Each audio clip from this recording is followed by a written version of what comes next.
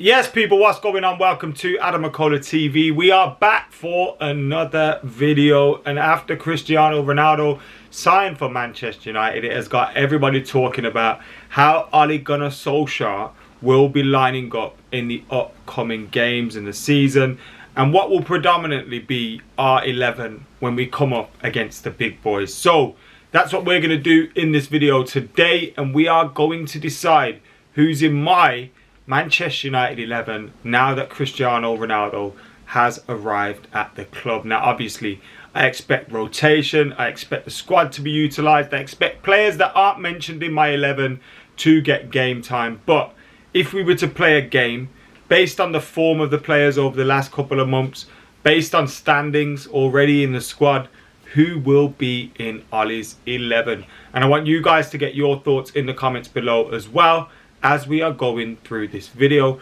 Make sure you're clicking that subscribe button, and if you haven't already seen, myself and Rory have a podcast, the McKola and Rory podcast.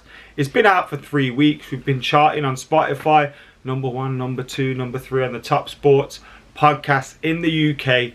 Help us guys continue with that success by getting involved if you haven't listened to it already. It's on Spotify, iTunes, Amazon, Audio Boom, etc. So get on the link below. Anyway, let's get stuck into this video, and let's start with our 11. As you'd expect, you'd start in goal, and at the moment we have got a few options: David De Gea, Dean Henderson, and of course Tom Heaton. Lee Grant is also still at the club, but obviously you're looking at De Gea or Dean Henderson at this moment in time.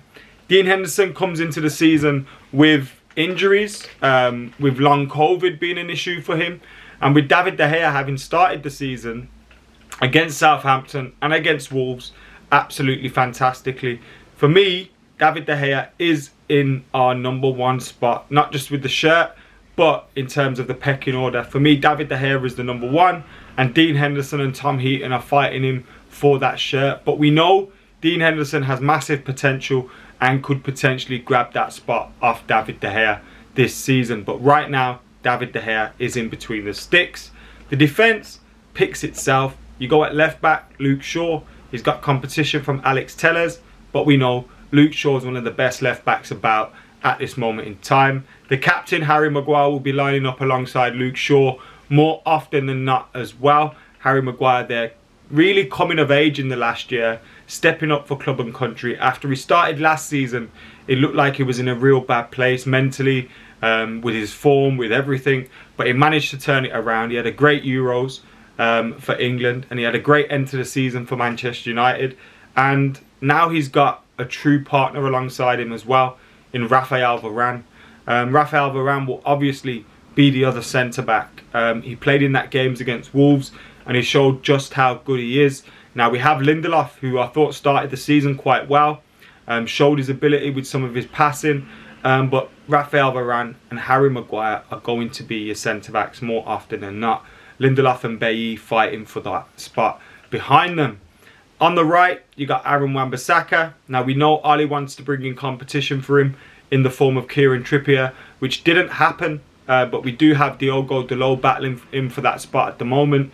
Ethan Laird's out on loan, and he's someone that could come back in the future and fight for that spot. But Aaron Wambasaka, defensively, he's excellent. We saw that with his goal line clearance already this season, and he's a player that will hopefully improve by having someone like Rafael Varan alongside him. So Aaron Wambasaka at right back, but obviously he needs to improve going forward. But defensively, he's up there, and he's shown that for Manchester United already. Then we come to the midfield area, and this has been the spot where everyone's been talking about. Now, whether we play a 4-2-3-1, whether we play a 4-3-3, the likelihood is that whoever plays is going to be alongside Paul Pogba, do you know what I mean? Whether he's further forward or he's having to sit a little bit deeper. So who is going to play in United's midfield with Pogba and Bruno? If I was to pick, like last season I would have said Fred, but then I've got fresh in the memory right now some of Fred's uselessness, but I know that McTominay can also be guilty of that. I trust McTominay more often than not, but I think him and Fred are pretty much even. I think Matic is the best number 6 out of all 3 of them, but he's not getting any better. You know, he's aging and everything. So for me, I'd go McTominay right now. Although McTominay is injured as we speak, but if both were fit, I'd go McTominay. Then you're looking at Pogba and Bruno. However you want to have that. If it's a 4-2-3-1 or 4-3-3, that's what you're going with. Obviously, Pogba could be an option on the left, but when we've got a fully fit squad, I'm looking to keep Pogba in the midfield and not sacrifice one of our attackers for keeping poor Pogba further afield. And this is why we need to get a proper number 6. But nevertheless, this is what we're going with right now. McTominay, Pogba, Bruno. And then we come to that front 3. And it's the front 3 where we're going to see real change. And we have lots of depth. We have Cavani, Ronaldo, Martial, Greenwood, Rashford, Sancho. We even have Diallo, who's still here because his loan didn't go through due to injury, who will return later in the season. Obviously, we sold Daniel James. We have loads of youngsters coming up through the ranks on loan, etc. But that is predominantly the forward players. You've got Mata and Lingard as well, who are still here and will contribute throughout the season. But that's predominantly the 6 you've got to pick from. On the left, after last season's form, you're going Marcus Rashford if he's fully fit right now. But we know how good Anthony Martial can be out on there on the left-hand side. How good Jadon Sancho could be out on there on the left-hand side. So there's competition for that spot.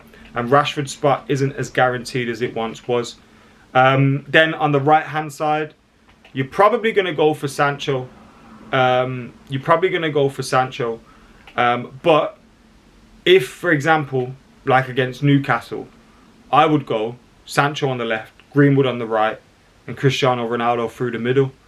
But at this moment in time, if you had a fully fit squad, you're probably going to go Rashford on the left, Sancho on the right, and then through the middle, Cristiano Ronaldo. But as we have said before, and that's that 11 there right now, as we've said before, Greenwood could start ahead of Rashford, ahead of Sancho. Cavani could start in some games as well. And actually, a second 11 for Manchester United now looks like Dean Henderson in goal, Diogo Dalot, you've got Eric Bailly, Victor Lindelof, you've got Alex Telles, Fred or Matic, Donny van der Beek, Jesse Lingard or Wambasaka, and then you've got Martial, Cavani and Greenwood. Look at that for a second 11. It's absolutely phenomenal. And Manchester United have strength in depth in most positions bar one. And we all know where that is. And we need to fix that hopefully January next summer. But right now when you look at that squad, right now when you look at our team, we have got enough out there to beat anybody. To put any defence to the sword and to score goals. We've also got in the defence Varan, Maguire, Shaw, Wambasaka, De Gea, if De Gea's back on form. And people talk about the holding midfield position. No squad in the world is perfect. Yes, United need to fix it. Yes, we should have fixed it by now. You know, I've been talking about it for time on this channel. But we've still got a very good 11. We've still got a very good squad. And very good things could happen with this Manchester United team. Who knows? 21 might be coming. Let us know your thoughts in the comments below. Make sure you like and comment and share and subscribe and get your 11s in down there. And until next time, I've been AdamMcKola. I'm out of here.